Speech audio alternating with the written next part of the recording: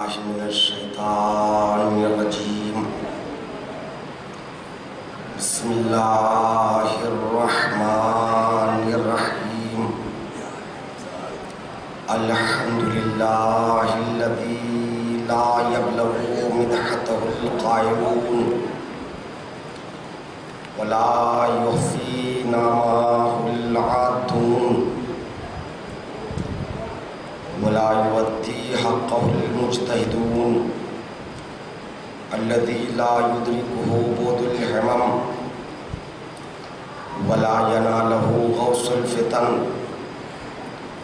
الذي ليس لصفته حد محدود ولا نعت موجود ولا وقت معدود ولا أجل ممدود فطر الخلائق بقدرته ونشر الرياح برحمته ثم الصلاة والسلام والتحية والإكرام على السيد النبي الأمي العربي الهاشمي القرشي المكي المدني الأبتهي والتهامي السيد البهي والسراج المضيء الكوكب الدري صاحب الوقار والسكينة المدفون بأرض المدينة العبد المؤيد ورسول المسدد المصطفى الأمجد والمحمود الأحمد حبيب إله العالمين وخاتم النبيين وشفيع المذنبين ورحمة للعالمين أبي القاسم محمد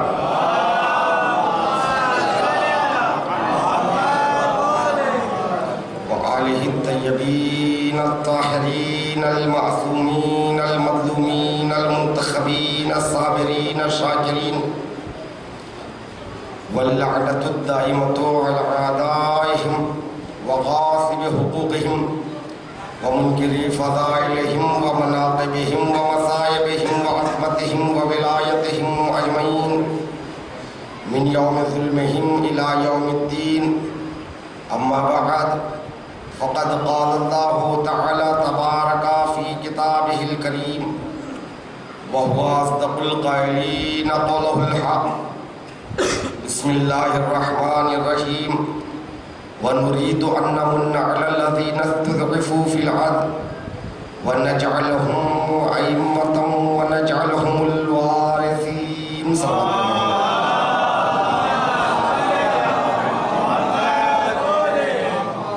حضرات گرامی قدر، مسلسل اسی مذکورہ آیہ کریمہ کے ذیل میں ہماری گفتگو کا سفر جاری اور ساری تھا، اور آج اس عنوان کے تحت یہ میری آخری مجلس ہے. خالق کائنات یہ چاہتا ہے کہ جنہیں زمین پر کمزور بنا دیا گیا انہیں زمین کا پیشوا اور امام اور زمین کا وارث قرار دے. وعدہ اللہ کا ہے اور اللہ کا وعدہ متحقق ہو کے رہے گا.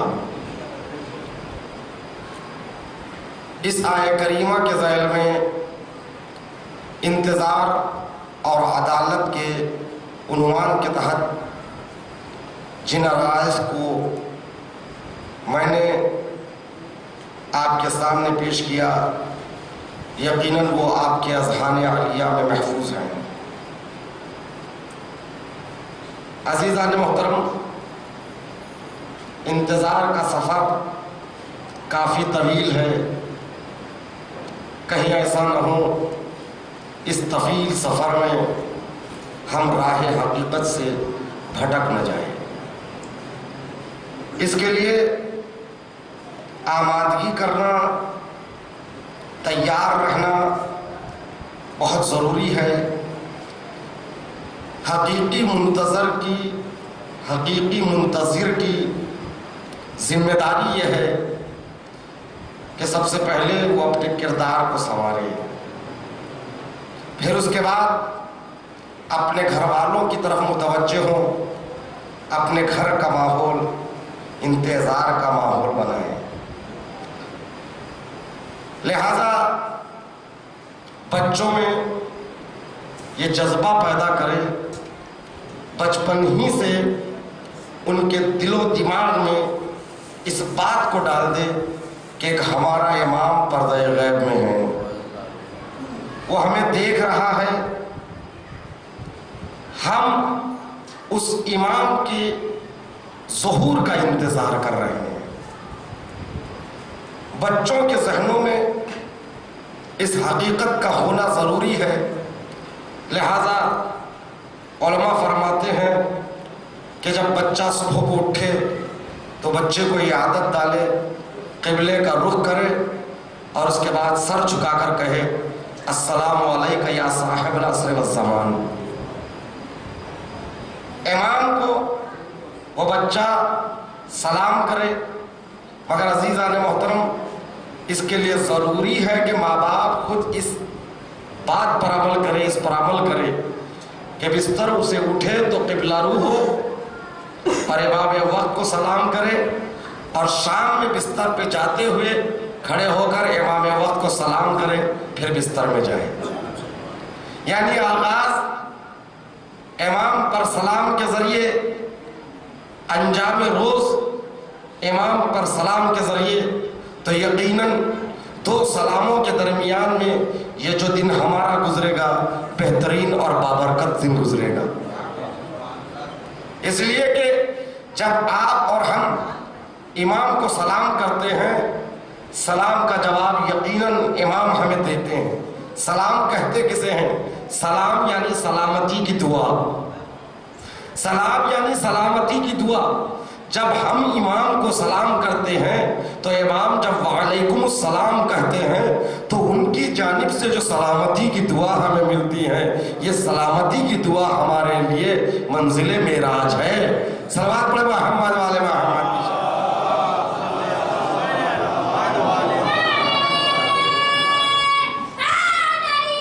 یا علی یا علی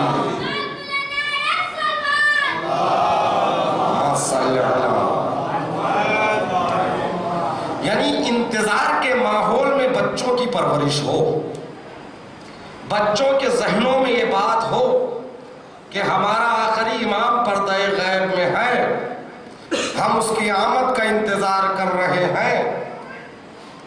اور بچہ کوئی خطا کرے تو بچپنے ہی سے یہ عادت ڈالے کہ امام دیکھ رہے ہیں، امام کو کیا جواب دو گے؟ شب جمعہ ہے، روز جمعہ ہر مومن کے نامہ اعمال امام وقت کے محضر میں پہنچتے ہیں۔ ہمارا امام جب ہمارے نامہ اعمال کو دیکھتا ہے، اس میں نیکیاں نظر آتی ہے تو ہمارا امام ہمارے اعمال سے خوش ہوتا ہے۔ جب اس میں برائیاں نظر آتی ہیں تو میرا امام مغموم ہوتا ہے۔ ہمارے امام کو کربلا کا غم کم نہیں ہے کہ ہم اپنے برے اعمال سے امام کو غمگین اور مغموم کریں۔ لہذا انتظار، حقیقی انتظار یہی ہے، اپنے دین کو محفوظ رکھیں، اپنے اعمال کو محفوظ رکھیں۔ تو عزیزان محترم، آئیے آج اس انتظار کے سفر کو آگے بڑھاتے ہوئے چند باتیں آپ تک پہنچانا ضروری سمجھتا ہوں تاریخ کے حوالے سے۔ جوان میرے سامنے تشریف فرما ہے، دیکھیے ہم کس امام کا انتظار کر رہے ہیں۔ ہم نہیں بلکہ امام کے آنے سے پہلے دیگر ائمہ نے بھی اس امام کا انتظار کیا۔ میں نے کل نہج البلاغہ 168 خطبہ نمبر سے امام علی علیہ السلام کے فقروں کو کوڈ کیا، جس میں مولا امیر المومنین علیہ السلام اپنے آخری جانشین کے آمد کی کیفیت کو اس میں بیان فرما رہے ہیں کہ وہ آئیں گے تو کیا کریں گے، ماحول کیا ہوگا۔ دوبارہ ان باتوں کو دہرانا نہیں ہے جنہیں میں نے کل عرض کر دیا۔ یہاں تک کہ چھٹے امام سدیر سیرفی کا بیان ہے، بحار الانوار میں حدیث ہے کہ ایک دن وہ بیٹھے مغموم تھے اپنے گھر میں، سدیر اپنے کچھ ساتھیوں کے ساتھ جب امام کے پاس پہنچتے ہیں تو امام کے لبوں پر یہ جملے ہیں، سیدی و مولائی ونفت روادی ونفقت رفقاتی، یعنی چھٹے امام زمانہ عجل اللہ تعالی فرجہ الشریف کی پیدائش سے بہت پہلے یہ فرما رہے ہیں، میرے سردار، میرے آقا، اللہ اکبر۔ اندازہ لگائیے اس امام کی آمد کا انتظار اس امام کے پیدائش سے پہلے بھی تھا۔ میرے آقا، میرا سردار، یہ کون کہہ رہے ہیں؟ یعنی امام وقت کے دادا پردادا وہ یہ کہہ رہے ہیں، میرے آقا، میرے سردار، غیبت کا نفقت رقادی، تمہاری طولانی غیبت نے میرے چین کو چھین لیا۔ تو سدیر پوچھتے ہیں، اے فرزند رسول، کچھ واقعہ ہو گیا؟ آپ اس قدر رنجیدہ کیوں ہیں؟ تو امام نے فرمایا، میں اس زمانے کے حالات کو دیکھ رہا ہوں جس زمانے میں میرا نائب، میرا آخری بیٹا پردہ غیب میں ہوگا۔ امام وقت کے ظہور سے پہلے، بلکہ پیدائش سے پہلے امام جعفر صادق علیہ السلام یہ کہنا اس بات کی دلیل ہے کہ پیدائش امام وقت سے پہلے بھی امام کا انتظار، حتیٰ امام رضا علیہ السلام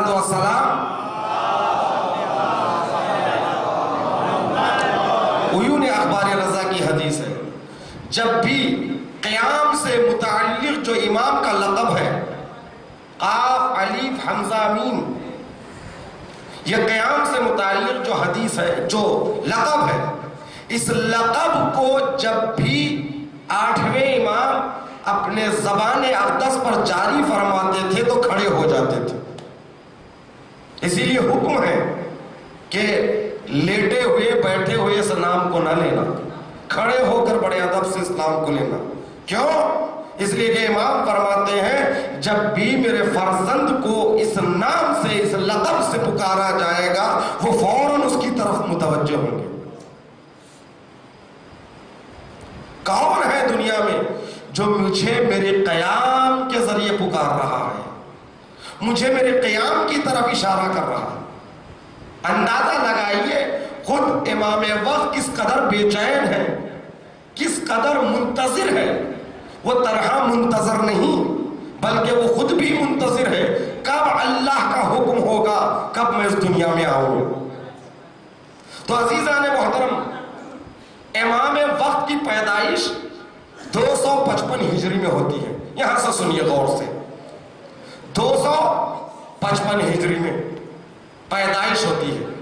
260 ہجری میں 28 سال کی عمر میں امام حسن عسکری علیہ السلام کی شہادت ہوتی ہے۔ یعنی اس وقت امام عصر 5 سال کے بچے ہوتے ہیں۔ جب 5 سال کے ہوتے ہیں، 28 سالہ باپ، 28 سالہ کون سی عمر ہوتی ہے؟ امام حسن عسکری علیہ السلام کی شہادت 28 سال کے سن میں، اس وقت امام وقت 5 سال کے، تو 5 سال یعنی 260 ہجری۔ غور سے سنیں، 260 ہجری سے غیبت کا آغاز، عصر امامت، عصر حضور امامت 260 تک، 260 سے غیبت کا آغاز، غیبت صغرا۔ امام کی 2 غیبتیں ہیں، ایک غیبت صغرا، ایک غیبت کبرا۔ غیبت صغرا یعنی چھوٹی غیبت، صغرا کہتے ہیں چھوٹی کو، کبرا کہتے ہیں لمبی اور بڑی غیبت کو۔ غیبت صغرا کتنے سال؟ 69 ایئرس، یعنی 69 سال. کیسے؟ یعنی سب سے پہلے جب امام غائب ہوتے ہیں 260 میں، اس وقت یہ اعلان فرماتے ہیں کہ میرا نائب خاص. دیکھیں دو چیزیں ہیں، ایک نائب عام، ایک نائب خاص. نائب خاص اس نائب کو کہتے ہیں جس کو امام نام کے ساتھ مشخص کرے کہ یہ میرا نائب ہے. امام نے فرمایا نائب خاص میرا کون ہوگا؟ عثمان ابن محمد عمری. یہ پہلے نائب. یہ ایسے نہیں ہے کہ ان کو خود امام وقت نے ہی بنایا ہے، بلکہ 10ویں امام کے زمانے میں اور 11ویں امام کے زمانے میں بھی یہ ان کے وکیل تھے. حتیٰ 10ویں امام نے اپنے زمانے میں عثمان ابن محمد عمری سے یہ فرمایا کہ تم قابل مبارکباد ہو، تم میرے آخری جانشین کے بھی نائب خاص بنو گے. عزیزان محترم، ایسے نہیں ہے کہ امام کسی کو بھی اپنا نائب چن لیتے ہیں. امام دلوں کے راز سے آگاہ ہے، امام شخصیتوں کی حقیقتوں سے آگاہ ہے. امام کسی کے علم کو دیکھتے ہیں، کسی کو تقویٰ کو دیکھتے ہیں، کسی کی رازداری کو دیکھتے ہیں، اس کے بعد متعین کرتے ہیں، محسوس کرتے ہیں اور مشخص کرتے ہیں کہ غیبت کے زمانے میں یہ میرا نائب ہے. مطلب کیا ہے؟ نائب ہونے کا مطلب میں تو پردہ غیب میں رہوں گا، مگر یہ تمہارے درمیان میں نائب ہوگا.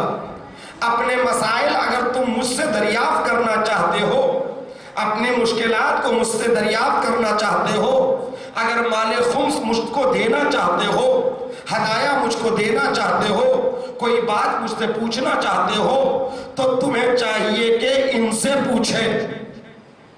یہ مجھے پوچھیں گے اور ان کے ذریعے میں تم تک اپنی بات کو پہنچاؤں گا. عزیزان محترم، عثمان ابن محمد سمری، ان کی نیابت کا زمانہ تقریباً 6 سال. اندازہ لگا دیا جائیے 6 سال یعنی 260 سے 271 سال. یہ ہوئے 271 سال. پھر اس کے بعد 6 سال کی عمر میں، یعنی 6 سال جب نیابت کے ختم ہوتے ہیں تو اسی سال عثمان ابن محمد عمری اس دنیا سے جاتے ہیں. تو جانے سے پہلے، ان کی وفات سے پہلے، امام وقت نے کہا تم اپنے بعد دوسرے نائب میرے اپنے بیٹے کو اعلان کرنا. یعنی تمہارا جو بیٹا ہوگا نا وہ میرا دوسرا نائب خاص ہوگا. محمد ابن عثمان عمری، یہ عثمان ابن سعید عمری کے فرزند ہے. ان کی نیابت سب سے طویل روایت ہے. یہ کتنے سال؟ 39 ایئرز. توجہ چاہتا ہوں میرے عزیزوں، ان کی نیابت 39 ایئرز، 39 سال. یعنی کتنے سال ہوئے؟ 260 سے 6 ملائیے 271. 271 سے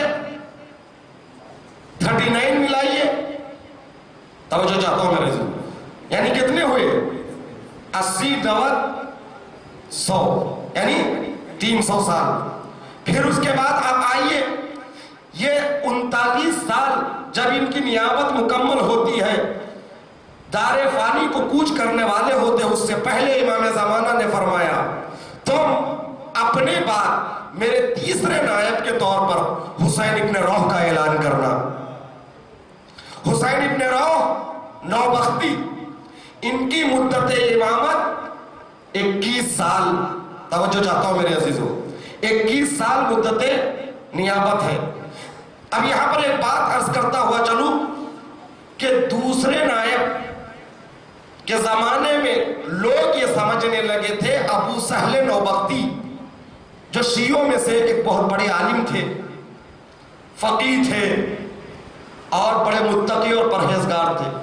دنیا والے سمجھ رہے تھے کہ اگر یہ زندہ رہیں گے تو امام وقت تیسرے نائب ان کو بنائیں گے. اس قدر وہ مشہور تھے. مگر دنیا کے سوچ کے بالکل مخالف امام وقت نے حسین ابن روح کو تیسرا نائب مقرر کیا. ارے پوچھنے والوں نے سوال تک کیا ابو سہل نوبختی سے، ہم تو سمجھ رہے تھے کہ تیسرا نائب امام وقت آپ کو معین کریں گے. آپ عالم ہیں, آپ متقی ہیں, آپ پرہیزگار ہیں, ایسا کیوں نہیں ہوا؟ تو اللہ اکبر, یہ تقوی ابو سہل نوبختی کی دلیل ہے کہ ابو سہل نوبختی نے حسین ابن رو کا دفاع کرتے ہوئے کہا کہ تم کیا جانتے ہو حسین ابن رو کون ہے؟ حسین ابن رو امام کا وہ رازدار ہے. اگر حسین ابن رو کے ردا اور قبا کے نیچے امام چھپ جائے اور وقت کا ظالم حسین ابن رو کے گردن پر تلوار رکھ کے پوچھے بتا تیرا امام کہاں ہے, تو اشارہ بھی نہیں کرے گا کہ اس کا امام کہاں ہے. اتنا رازدار ہے. توجہ چاہتا ہوں میرے عزیزو. تو یہ تیسری نیابت ہے. 21 سال ملاتے جائیے, 40 اور 20 70 60 60 بھی اور 61, پھر اس کے بعد ادھر 62, یعنی تقریباً آپ گنتے چلے جائیے. آخری نائب جو ہے حسین ابن نوبختی, حسین ابن رو ہے نوبختی, جب اس دنیا سے کوچ کر رہے تھے ان سے امام نے کہا جاتے جاتے علی ابن محمد سمری کو اپنا آخری نائب قرار دینا. سب سے کم مدت نیابت جو ہے وہ آخری کی ہے, 3 سال. گنتے چلے جائیے, پورے دنوں کو ملا دے, سالوں کو ملائیے, یہ پورے سالوں کو آپ ملائیں گے 69 ایئرز. 69 ایئرز یعنی تقریباً 70 سال. موٹا حساب لے لے, تقریباً 70 سال غیبت صغرا کا زمانہ.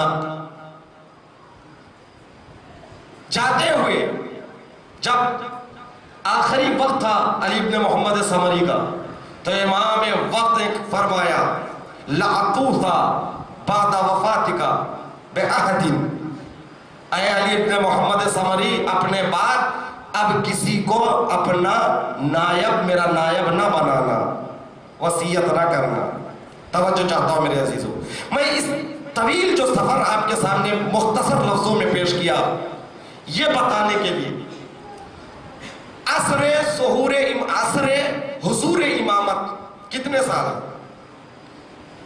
ذرا تاریخ کو آپ کے سامنے پیش کرو, غور سے میری بات کو متوجہ ہو. عصر حضور امامت یعنی 11 ہجری میں رسول کی وفات ہوتی ہے.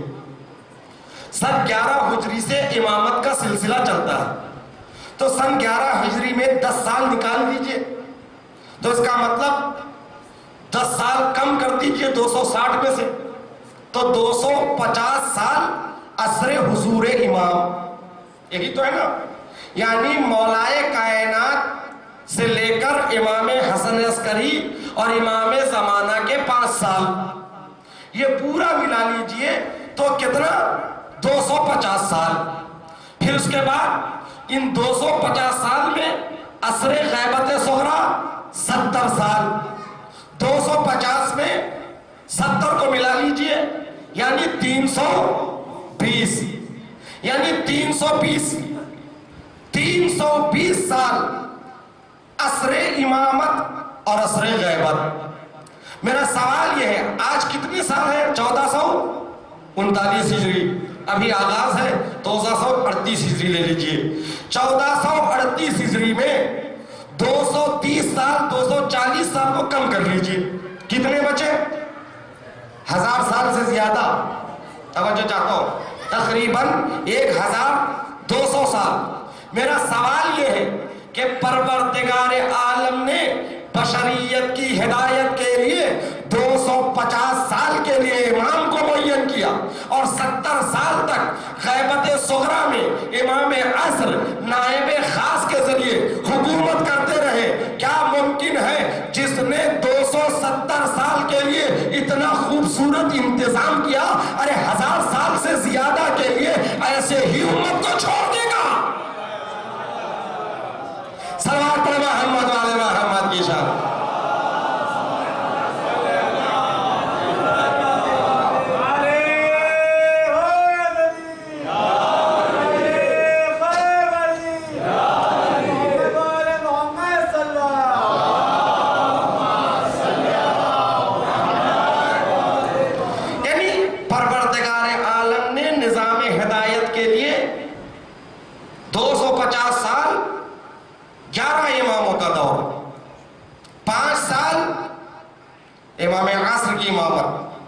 اور اس کے بعد 70 سال غیبت صغرا. یہ پورے سال ملا لیجئے 1438 پہ کم کر لیجئے. غیبت کبریٰ کا دور کتنا لمبا ہے؟ اللہ اکبر. یعنی 1200 کے قریب، 1100 سال سے زیادہ عصر غیبت کبریٰ. میرا سوال یہ ہے کہ جو 70 سال میں نیابت خاصہ کو باقی رکھا، پروردگار یہ غیبت کبریٰ کا دور ہمیں بغیر نائب کے رکھ دیا تو نے. یہ ان لوگوں کے لیے لمحہ فکریہ ہے جو لوگ یہ کہتے ہیں ہم مجتہد کی تقلید نہیں کرتے، ہم کسی نائب امام کو نہیں مانتے. تو عزیزان محترم، یہ وہ لوگ ہیں اگر عصر غیبت صغرا میں بھی ہوتے نا تو علی کے یعنی امام وقت کے 4 نائبوں کا بھی انکار کر دیتے. وہ نیابت خاصہ ہے، یہ نیابت عامہ ہے. اس لیے کہ چوتھے نائب کو یہ کہہ دیا لا توصى بعهد بعد وفاتک، تم اپنے بعد کسی کی وصیت نہ کرنا کہ میرا نائب ہو. مگر ہاں یہاں پر غیبت صغرا کا دور ختم، یعنی نیابت خاصہ کا دور ختم. اب امام نام لے کر کسی کو نہیں کہیں گے کہ یہ میرا نائب ہوگا. اب ان حالات میں ہم جائے تو کہاں جائے؟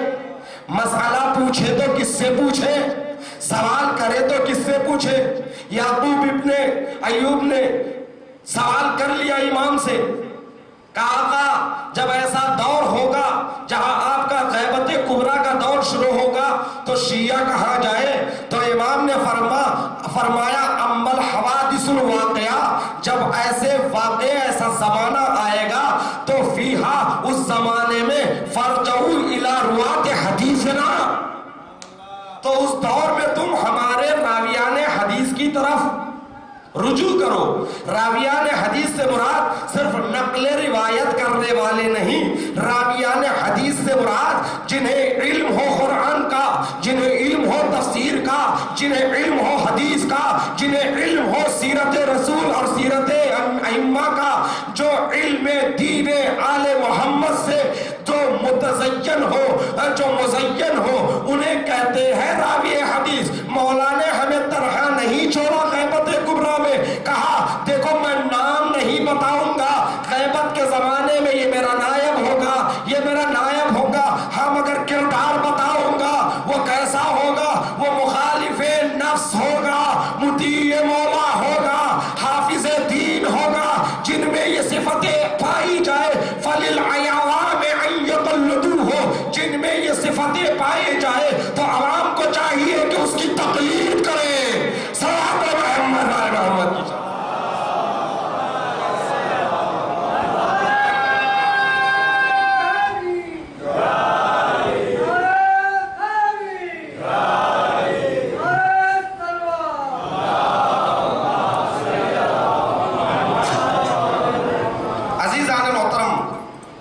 جوانوں سے میں ایک سوال کر رہا ہوں.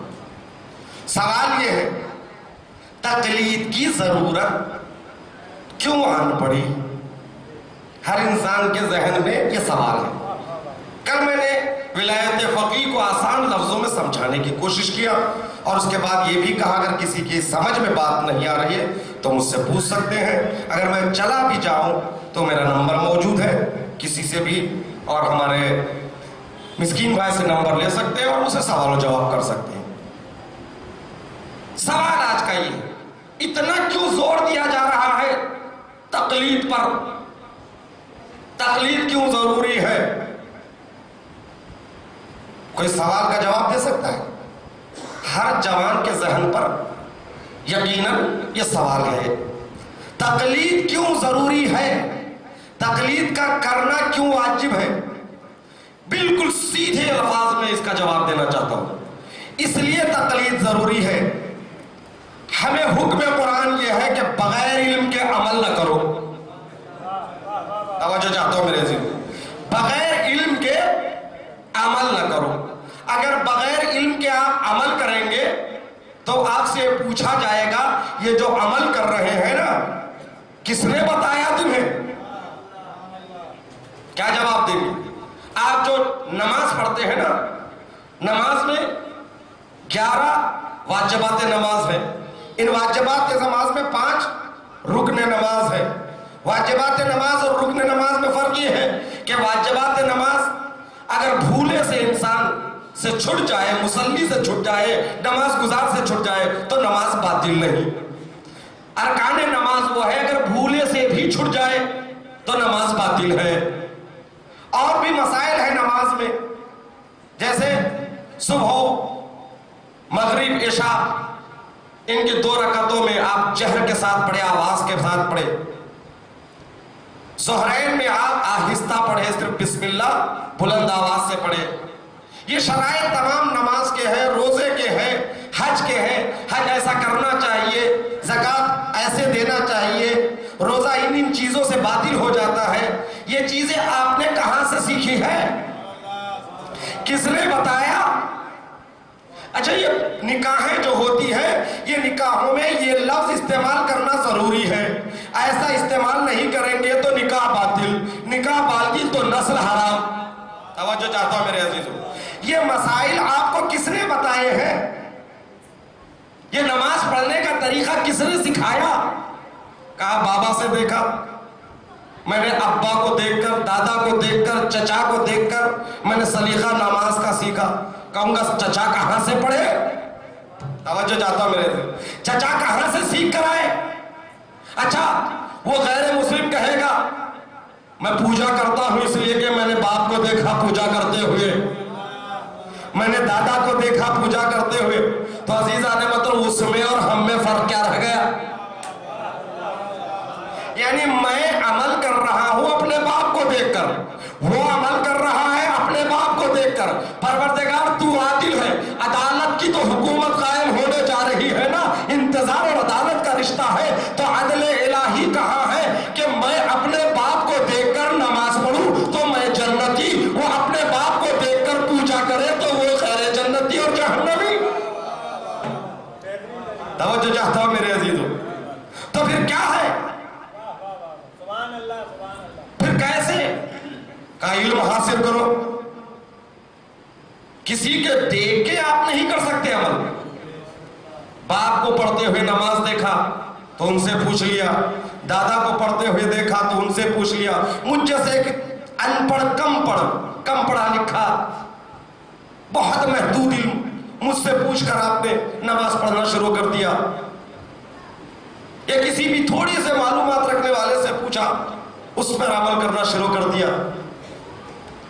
یعنی قرآن بار بار کہہ رہا ہے علم کے بغیر عمل مت کرو. جب علم کے بغیر عمل کرنا ہے، عمل ہی تو فروع دین ہے نا. توجہ چاہتا ہوں میرے عزیزوں، عمل کسے کہتے ہیں؟ مقامی عمل ہی میں فروع دین ہے. فروع دین مقام عمل ہے، اصول دین مقام ایمان و عقیدہ ہے. اور قرآن کہہ رہا ہے علم کے بغیر عمل مت کرو. اب جو ہم عمل کر رہے ہیں، نماز پڑھ رہے ہیں، روزہ رکھ رہے ہیں، یہ تمام اعمال جو انجام دے رہے ہیں کہیں علم سے ریلیٹڈ ہے؟ ایک علم سے ان کا تعلق ہے. باپ سے معلوم کرنا علم نہیں، دادا سے معلوم کرنا علم نہیں، پردادا سے معلوم کرنا علم نہیں.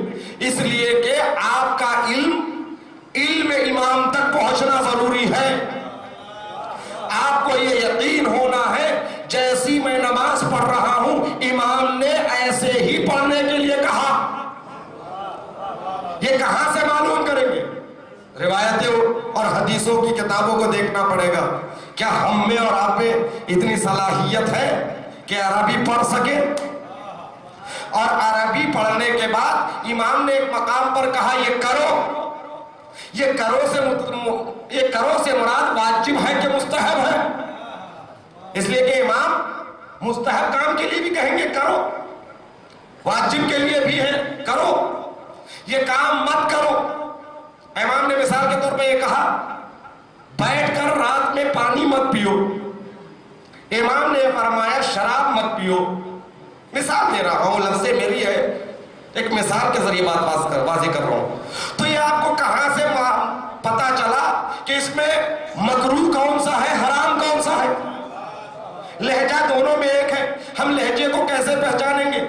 चलो रिवायत मिल गई, रिवायत मिलने के बाद दूसरी रिवायत उसके मुखालिफ मिलती है उसी इमाम से, तब दोनों रिवायतों में आप कैसा फैसला करेंगे? तवज्जो चाहता हूं मेरे अजीजों। अच्छा, सब रिवायतें आपको मिल गई, उस रिवायत यानी हुर हदीस जो इमाम सादिक ने बयान फरमाया, इमाम सादिक से लेकर किताब काफी तक ये जो सिलसिला है ना राविया का, राविया ने हदीस का सिलसिला है। क्या आप हर रावी की हालत को जानते हैं? आदिल है कि नहीं, शिया है कि नहीं? तवज्जो चाहता हूं। कई बार रावी ऐसा है जो बाद में हदीस बयान किए हैं, जो सातवें इमाम के जमाने में कुछ रावियों ने हदीस को बयान किया, मगर वो बाद में वाक़िफिया मजहब के हो गए। वाक़िफिया मतलब ये है कि सातवें इमाम के बाद वो आठवें इमाम को नहीं मानते। अब उनसे हदीस लिया जाएगा नहीं लिया जाएगा? अब देखना पड़ेगा वो वाक़िफी मजहब कबूल करने से पहले हदीस को बयान किया या उसके बाद बयान किया, ये आप कहां से तय करेंगे? तवज्जो चाहता हूं मेरे अजीजों। अरे लफ्जों की नजाकतें कहां से पहचानेंगे? अरे ये सब इल्म हासिल करने के लिए अरे 70 साल 40 साल 50 साल लग जाएंगे। तवज्जो चाहता हूं, यानी मैं ये एक नमाज की बात कर रहा हूं, जिंदगी के तो बहुत से मसाइल हैं। अभी बाजार में जाना है तो खरीदारी कैसे करूं, बेचूं कैसे, नमाज कैसे पढ़ूं, रोजे कैसे रखूं, हज ज़कात कैसे अदा करूं। एक अमल नहीं, हर अमल पर कोई न कोई खुदा का हुक्म जरूरी है। हर अमल के लिए इन किताबों से आप कहां से लाएंगे कि इमाम ने फरमाया, इमाम ने फरमाया? इतनी नजाकतें हैं, आपको पूरी जिंदगी देनी पड़ेगी। दरे नजफ पे जाना पड़ेगा, खुम जाना पड़ेगा, बरसों मेहनत करना पड़ेगा, और उसके बाद आप आलम बनेंगे, मर्जा बनेंगे। तकलीफ करना आप पर वाजिब नहीं, आप खुद पढ़कर मुज्तहिद बन गए तो किसी के पास जाने की जरूरत नहीं, अपने इल्म पर अमल करो। चाहता हूं मेरे यानी तकलीफ करना क्यों जरूरी है समझा रहा हूं। अगर आपने खुद इतना इल्म हासिल कर लिया तो आप पर तकलीफ वाजिब नहीं है, मगर हाँ हर इंसान अपनी पूरी उम्र दे सकता है। जिंदगी के पूरे काम छोड़कर कौम का हर आदमी नजफ और कुम पहुंच जाए, क्या यह मुमकिन है? हर आदमी 40-40 साल 50-50 साल अपनी जिंदगी को वहां गुजारे, मुमकिन है? नामुमकिन है। फिर क्या करे? तवज्जो चाहता हूं मेरे अजीजों। एक दूसरी जानिब ये ऐलान है, बगैर इल्म के अमल मत करो।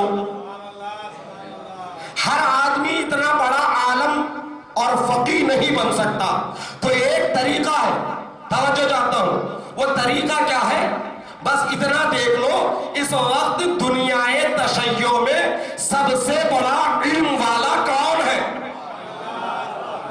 तवज्जो चाहता हूं, आज दुनियाए तशय्यो में सबसे बड़ा आलिम कौन है?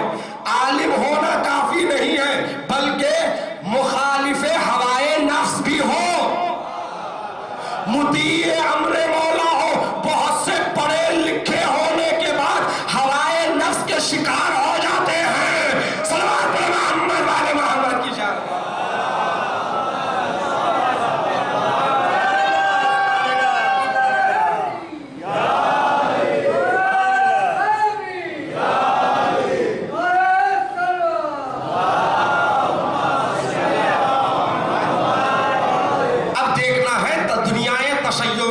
सबसे बड़ा आलिम कौन है? सबसे बड़ा कौन है जो आलिम होने के साथ साथ मुती अमर मौला है, मुखालिफे हवाए नफ्स है? अच्छा, हम तो भोपाल में बैठे हुए, कौन है हमें क्या पता? हम उसे भी तलाश नहीं कर सकते। तवज्जो चाहता हूं मेरे अजीजों, हमें इतनी सलाहियत नहीं। भाई पढ़ा लिखा आदमी पढ़ा लिखे आदमी को पहचान सकता है, हम ठहरे जाहिल। इनमें कौन सबसे बड़ा आलिम है, किसकी तकलीफ करनी चाहिए, ये हम कहां से तय करेंगे? लिहाजा ये भी मसला हल है, आप उन पर भरोसा करो जो पढ़े लिखे हैं, जो पूरे स्पेशलिस्ट मिलकर कहे कि आज हमारे दरमियान में जो सबसे बड़ा आलिम है वो ایک کا اعلان ہوتا تھا، کیونکہ ایک آدمی مشخص ہوتا تھا، ایک حوضہ ہوتا تھا. اب حوضہ بڑا ہو گیا، ادھر نجف میں بھی حوضہ ہے، ادھر قم میں بھی حوضہ ہے، ادھر اصفہان میں حوضہ ہے، ادھر مشہد میں حوضہ ہے. یہ حوضات ہیں، یہاں تک کہ حر عامل میں حوضہ ہے، لبنان میں حوضہ ہے. تو عزیزان محترم، حوضات بڑے ہو گئے ہیں. تو اب بڑے بڑے علماء نے طے کیا اب ایک عالم کو دوسرے عالم سے تقابل نہیں کر سکتے. جو 5 ہے، جو 6 ہے، جو سب سے بڑے ہیں، ان کا نام وہ اعلان کر دیتے ہیں. یہ 5، یہ 6، یہ 8، ہم سب میں زیادہ پڑھے لکھے ہیں اور مخالفیں ہوائے نفس ہے، مطیع امر مولا ہے. ہم ان کی بات پہ بھروسہ کر کے اپنے عمل کو ان کے علم سے مرتبط کر دیں. توجہ چاہتا ہوں میرے عزیزوں، اپنے عمل کو ان کے علم سے مرتبط کر دے، اس لیے کہ یہ وہ ہے جو حدیث معصوم سمجھتا ہے، یہ وہ ہے جو حدیث کی نزاکتوں کو سمجھتا ہے، یہ وہ ہے جو عربی سمجھتا ہے، یہ وہ ہے جسے درایا کا علم ہے، یہ وہ ہے جسے رجال کا علم ہے، یہ راویوں کے حالات کو پہچانتا ہے، امام کی زبان کو جانتا ہے. کون سی حدیث ارے تقیے کی حالت میں ہے، کون سی حدیث تقیے کے حالت کی نہیں ہے، یہ سب جانتا ہے. جب وہ جانتا ہے تو اس پہ بھروسہ ہے، وہ جو کہے گا وہ امام کی بات کرے گا. ہم جاہل ہیں، ہم اپنے جہل کو اس کے علم سے ملا لیتے ہیں. جب ہمارا جہل اس کے علم سے مل جاتا ہے تو ہمارے عمل میں اس کا علم آ جاتا ہے. صلوات پڑھیں محمد والے محمد کی شان میں.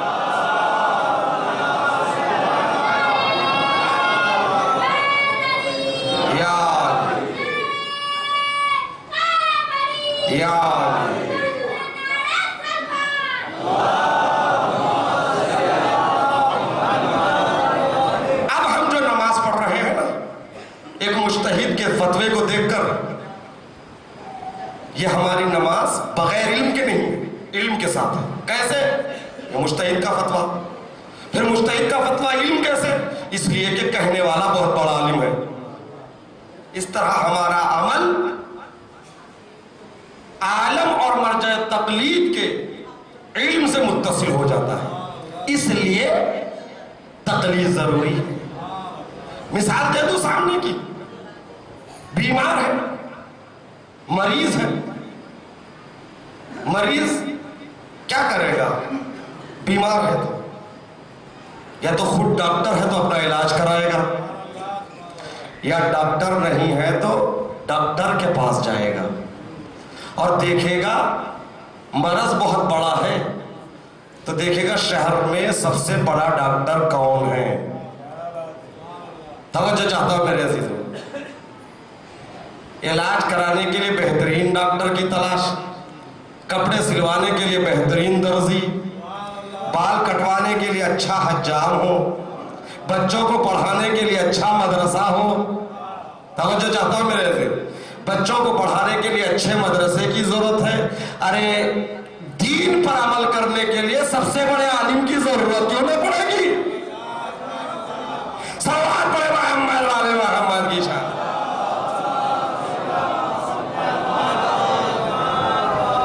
دین اس قدر اہم ہے، دین بہت اہم ہے.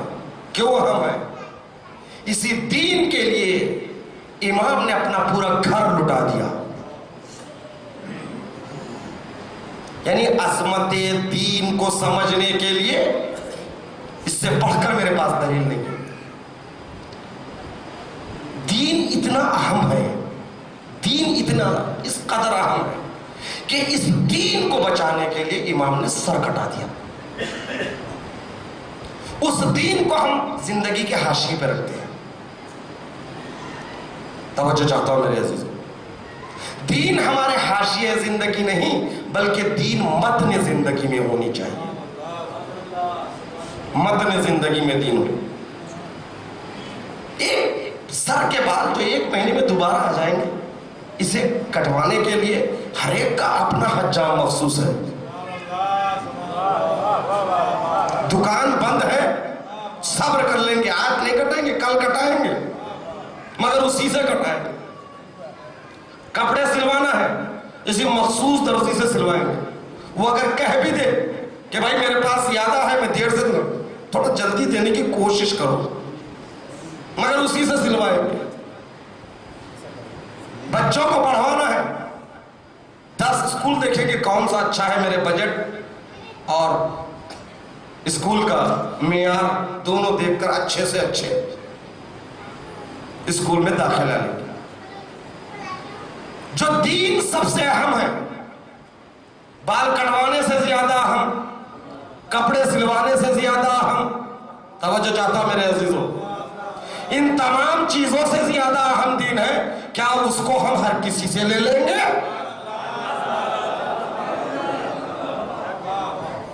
جو بھی ممبر پہ آ جائے اس سے دین لے لیا, جو بھی لفاظ آ گیا اس سے دین لے لیا. نہ کسی مدرسے کا پڑھا ہوا ہے, نہ کسی عالم کے سامنے زانو ادب کو طے کیا, چند کتابیں پڑھ کر بیوقوف بنانے کے لیے ممبر پہ آ جاتا ہے.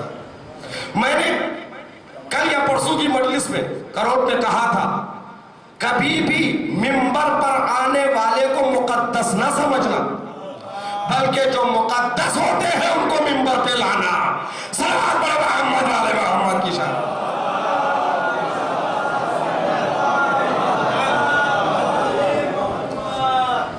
یہی تو سمجھنا ہے حقیقی منتظر امام زمانہ ہے, حقیقی انتظار کر رہے تو دین کو بچانا ہے.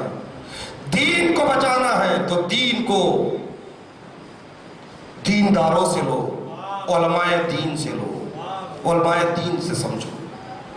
جو آج ہمارے درمیان میں کچھ لوگ ہماری قوم کو علماء سے دور کر رہے ہیں, اگر علم نہ ہو تو شیعت بیکار ہے. اس لیے کہ شیعہ کی کہا جاتے ہیں, شیعہ اس لیے ہے کہ علی کے چاہنے والے. علی کون ہے؟ رسول نے فرمایا انا مدینۃ العلم وعلی بابها, میں شہر علم, علی اس شہر کا دروازہ.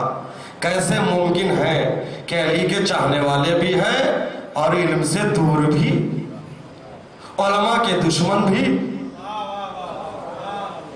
یہ جو اخباری بنے پھر رہے ہیں نا, ان سے پوچھ لیجئے اخباری کا مطلب کیا ہے, بخدا نہیں بتا پائیں گے.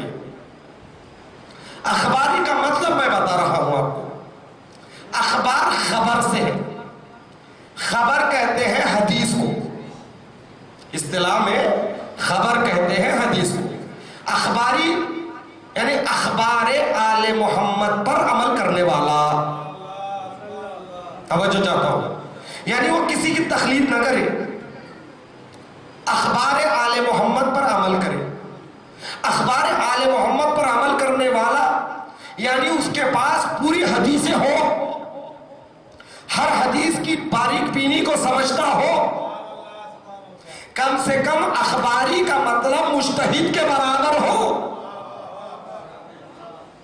ہمارے پاس اخباری علماء گزرے ہیں, ہم احترام کرتے ہیں, جیسے محدث حر عاملی جن کی قبر مشہد میں امام رضا علیہ السلام کے صحن میں موجود ہے.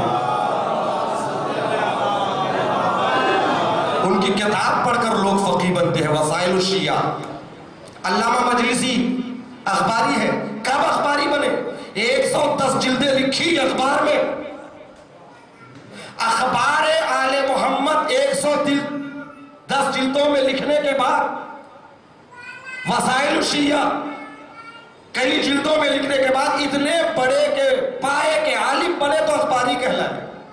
وہ اب کسی کی تقلید نہیں کریں گے, اس لیے کہ ان کے پاس اخبار آل محمد موجود ہیں, حدیثیں موجود ہیں. اور یہ بھی شرط ہے اخباری اور مجتہد میں, اخباری اور تقلید کرنے والے میں, اخباری اتنا ہی عمل کر سکتا ہے جتنا خبر میں ہے, جتنا حدیث میں ہے. حدیث میں جتنا ہے اتنا ہی عمل کرے, اس سے آگے قدم آگے نہیں بڑھا سکتا. یعنی امام کو دیکھے امام نے ایسا کیا تو کرنا ہے, امام نے ایسا نہیں کیا تو نہیں کرنا ہے. یہ تو اجتہاد کا دین ہے. ہم اخبار کے ذریعے سے اصول نکالتے ہیں, اس پر اجتہاد کر کے جو سے نہیں ہوا. جب امام سے نہیں ہوا تو امام نے جواب نہیں دیا. مسئلہ ہمارے سامنے ہے, اس مسئلے میں کیا کرے؟ تو ہمارے بزرگ علماء عقل اور ایسے عقل کے فیصلے کو لیتے ہیں جو مخالف قرآن و حدیث نہ ہو. ان تمام باتوں کو ملا کر فتویٰ دیتے ہیں. مگر اخباری کو حق نہیں ہے جلوس لے کر روڈ پر آئے اس لیے کہ امام نہیں آئے. اخباری کو حق نہیں ہے علم پر صحرا چڑھائے, پھول چڑھائے اس لیے کہ کسی امام نے نہیں کیا. یہ ہم کر سکتے ہیں اس لیے کہ ہمارے پاس اشتہاد ہے. صلوات پڑھیں محمد والے محمد کی شان.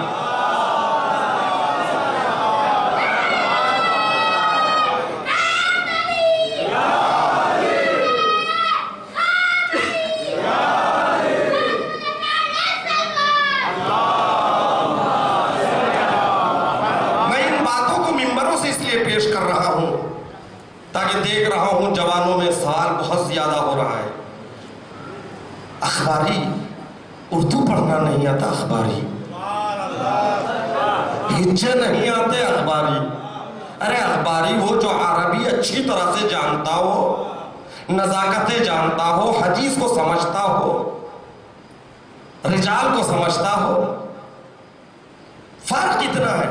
یہ لوگ جو اخباری کہلاتے ہیں نا, یہ بھی کسی کی تقلید کرتے ہیں.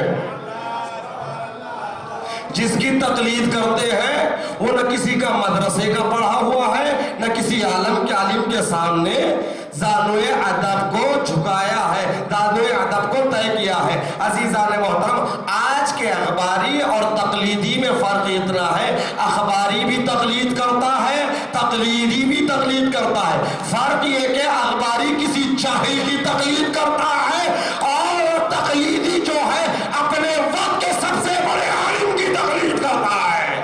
صلوات پڑھیں محمد والے محمد.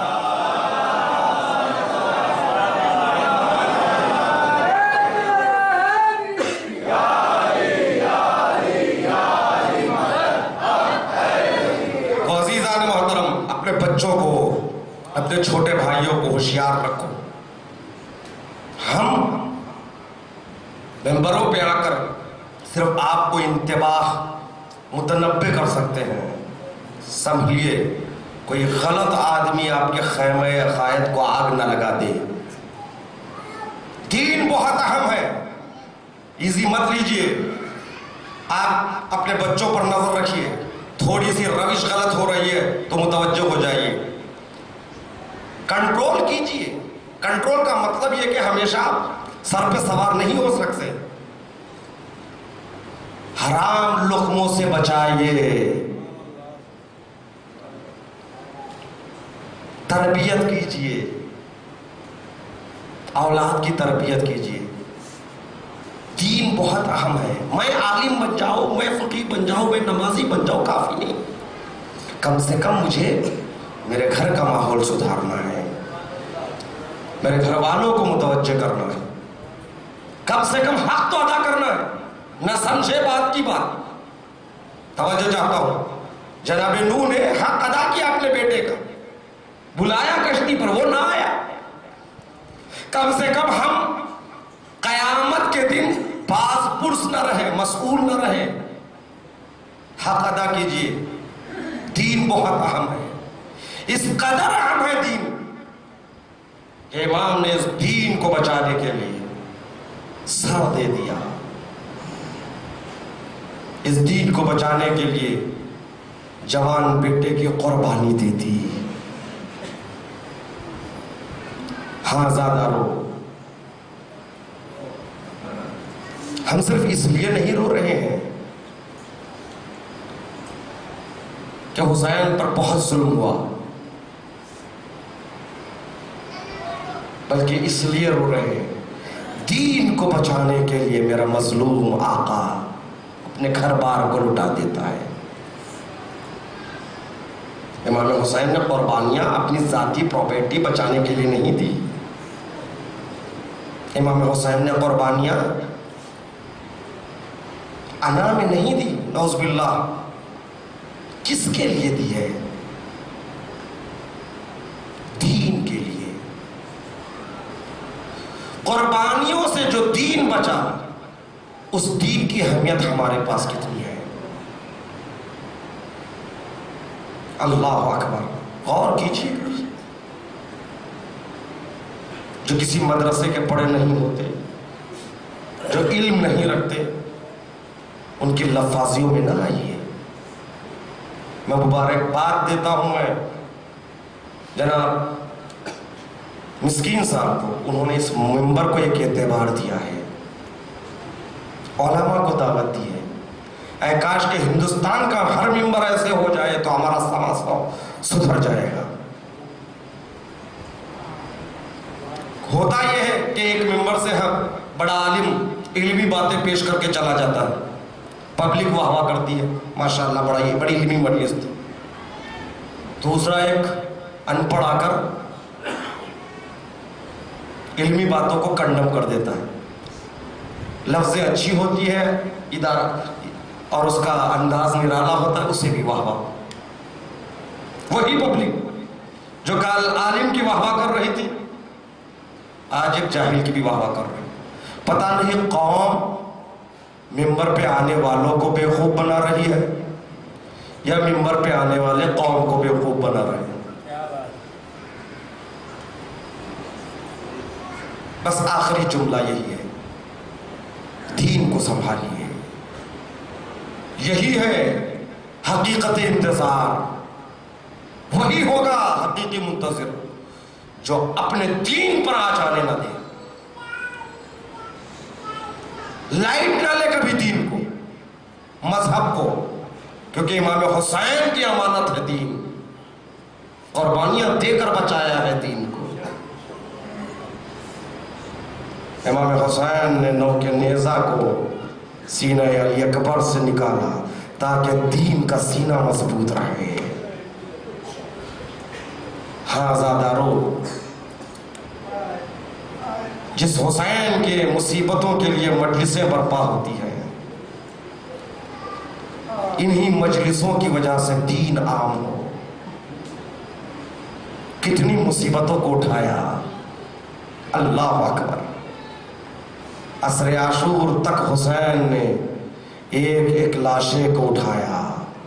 کبھی حبیب کا لاشا، کبھی اون و محمد کی لاشیں، کبھی قاسم کا پائمال بدن. ایک وقت وہ بھی آتا ہے، علی اکبر آتے ہیں اور فرماتے ہیں بابا مجھے بھی جنگ کی اجازت دیجیے بابا.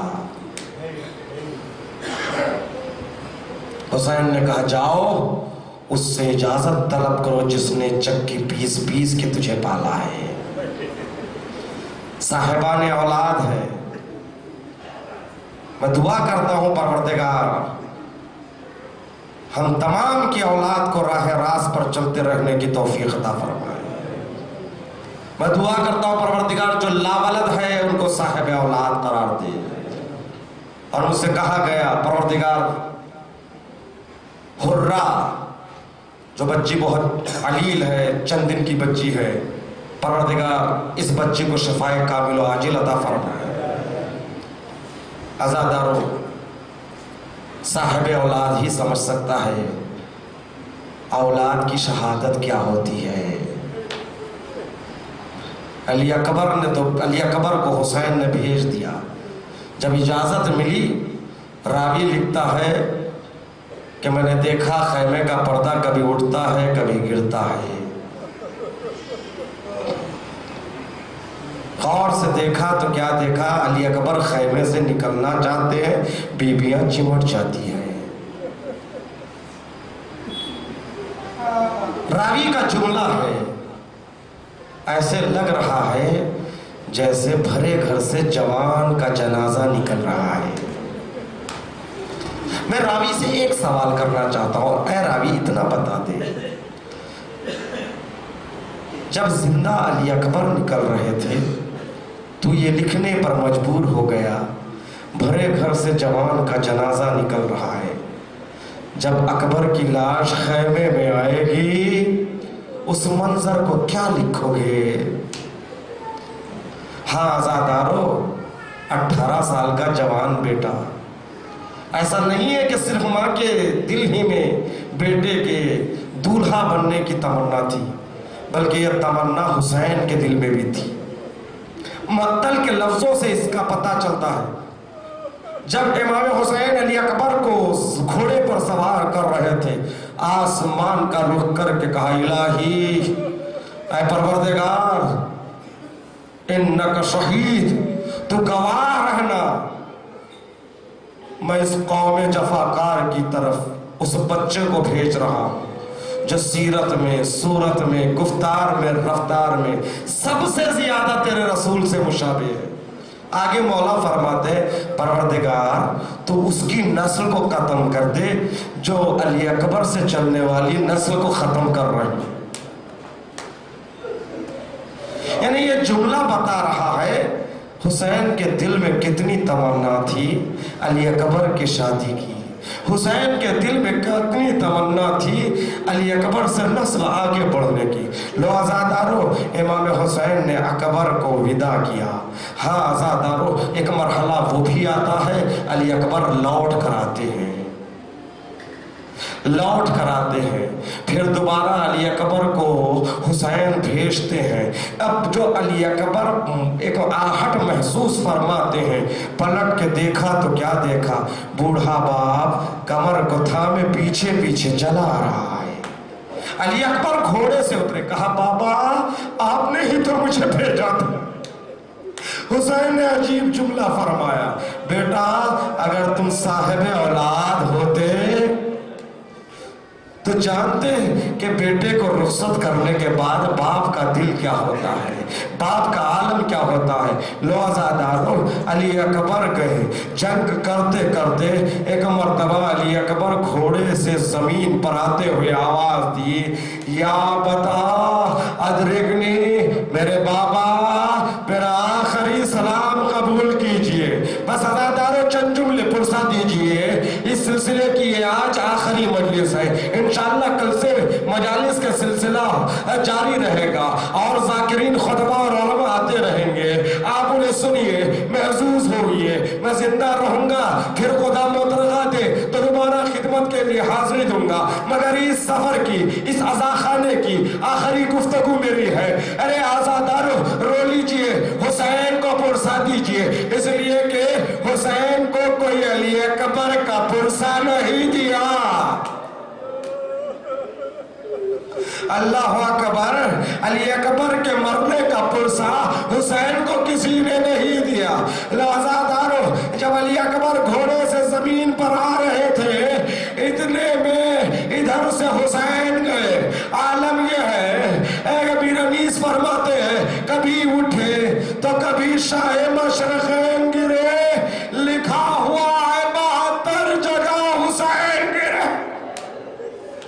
आज़ादारो, हुसैन आगे बढ़ रहे हैं, आईना आईना अली, न जाने करबला के अली को पुकार रहे हैं या नजफ के अली को। अल्लाह अकबर, बेटा अली, वलदी अली अकबर, वलदी अली अकबर, बेटा अली अकबर कहाँ हो। आलम यह है, बिरनीस ने यूं निकल किया, पिदर पे आज नहीं वारदात है बेटा, पिदर पे आज नहीं वारदात है बेटा। अरे खबर नहीं मुझे दिन है कि रात है बेटा। अरे आंखों का नूर चला गया, नूर आंखों का खत्म हो गया, अब हुसैन को कुछ दिखाई नहीं दे रहा है। हुसैन आगे बढ़े, अरे हुसैन से पहले खैमे से एक बीबी निकलती है। अल्लाह अकबर, आखिरी जुमले मजलिस को तमाम कर रहा हूँ, आखिरी जुमला। साहिब रियाजुल कुद्स लिखते हैं, मदीना का जमाना है, सैयद सज्जाद करबला से शाम होकर जब मदीने लौटे, 35 साल जिंदा रहे। जब भी पानी आता था ये कह के रोते थे, क़ुतिला इब्नु रसूलिल्लाह अतशाना। जब खाना आता था तो ये कह के रोते थे, क़ुतिला इब्नु रसूलिल्लाह जाया, हाय मेरा बाबा प्यासा शहीद हो गया, मेरा बाबा भूखा शहीद हो गया। कभी अली अकबर को रोते थे, कभी असगर को रोते थे, कभी शाम को याद करते थे, कभी सकीना को याद करते थे। आज़ादारो, आखिरी जुमले पुरसा दे लीजिए, मैं मजलिस شخص آتا ہے اور سوال کرتا ہے آقا ایک سوال کرنا چاہتا ہوں کربلا سے متعلق ہے. ارے سید سجاد نے فرمایا پوچھ جو پوچھنا ہے پوچھ لے. میں شاہد کربلا ہوں. ان آنکھوں سے میں نے کربلا کو دیکھا. میں نے بابا کا لاشا جلتی ہوئی زمین پر دیکھا.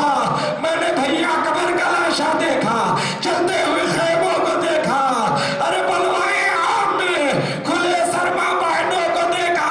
پوچھ تیرا سوال کیا ہے؟ سوال کرنے والے نے سید سجاد سے ایک سوال کیا آقا میں نے سنا ہے کربلا کے میدان میں روز عاشور عصر سے پہلے ایک بی بی خیمے سے باہر آتی ہے جس کی چادر سرخ تھی جس کی چادر لال تھی. میں یہ سوچا کرتا ہوں ارے عاشور کا ہنگام مصیبت کا عالم وہ بی بی کون تھی جس کی چادر سرخ تھی؟ اتنا سننا تھا سید سجاد نے سر و سینہ پیٹا. ارے سوال کرنے والے نے پوچھا آقا میں نے کوئی گستاخی کی ہے کیا میں نے غلط پوچھا؟ امام نے فرمایا نہیں نہیں تو نے سچ کہا. وہ میری پھوپھی زینب تھی مگر چادر لال نہیں تھی. جب علی اکبر گھوڑے سے زمین پر آئے میری پھوپھی زینب خیمے سے گئی سر پہ سفید چادر تھی. ارے جب علی اکبر ایڑیا رگڑ رہا تھا میرے بابا نے آستین کو الٹا. ایک مرتبہ بھیا کے سینے سے نو کے نیزہ کو نکالا. ہائے نو کے نیزہ کا نکلنا تھا ایک خون کا دھارا جس سے میرے پھوپھی کی چادر خون علی اکبر سے سرخ ہو جاتی ہے. وہ مصیبت وہ اکبر.